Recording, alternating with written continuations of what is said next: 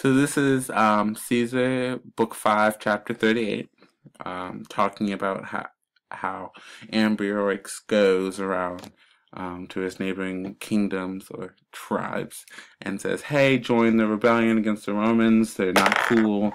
They don't give us freedom, and they make us pay tribute, so we should rebel because he thinks he's won a great battle.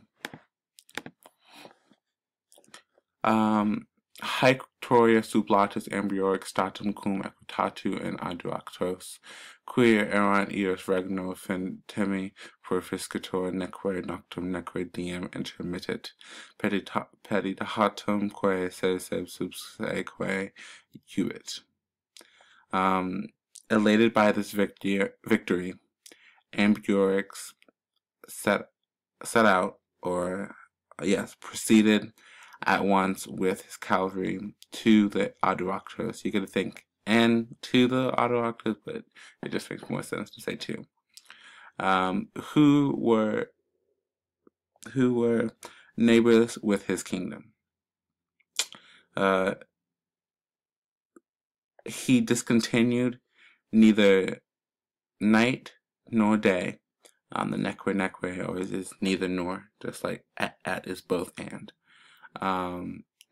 And he ordered his foot soldiers to follow him closely. Re demonstrata aduactisque concoctatus postero dia in nervios provinit hotatorque ne sui in perpetuum liberande alque uliscendi Romanos pro ius quas acciperent ignores Acassonium demittent. After the news had been explained and the Aduacti stirred up, the next day he arrived at the Nervios,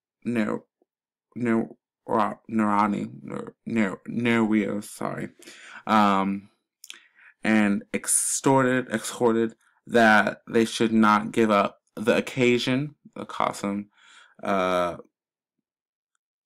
freeing themselves from freeing themselves forever, the perpetuum here, and of punishing the Romans for their wrongs which they will receive from them. So some important things to point out here is it starts with an abab, and then this dia here is an ablative of time, and then what's kind of cool about this is that the liberandi here, he has a gerundive, and then you might have noticed also with the uliscensendi is a gerund. It's kind of just a syntax tactic that Caesar's using to basically kind of show the harsh nature of what Ambiorix is saying. The acciperent here is going to be in the future, and that's kind of weird because most of it's in the past, but it kind of breaks that kind of mold that is going on with the sentence. Okay, interfectus esse legatus duo magnumque partum exercitus inter esse demonstrat nihil esse negotis subito oppressam legonem quae cum sessione hymet interfici. He explained or declared that two lieutenants were slain, Cotta and Sabinus, which was in the previous passage, and that a large part of the army was slain. And then it's kind of implied here. He explained that it was nothing of difficulty for the legion, which was wintering with Cicero, to be killed when suddenly having been assaulted. So there are a few important things here. The interfectus esse is a perfect passive infinitive. So make sure you look up for that when you're translating right here.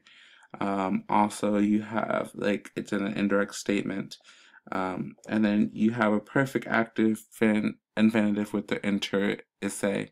It's a singular period form for inter wisse.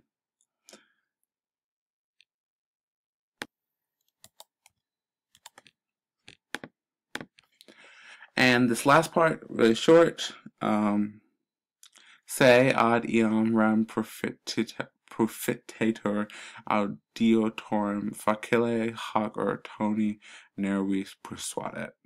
So he, talking about Ambiorix, he declared himself an abettor, so like a helper to this thing. He easily persuaded the Nervi by this speech. Okay, so thank you for listening, and I hope it was helpful.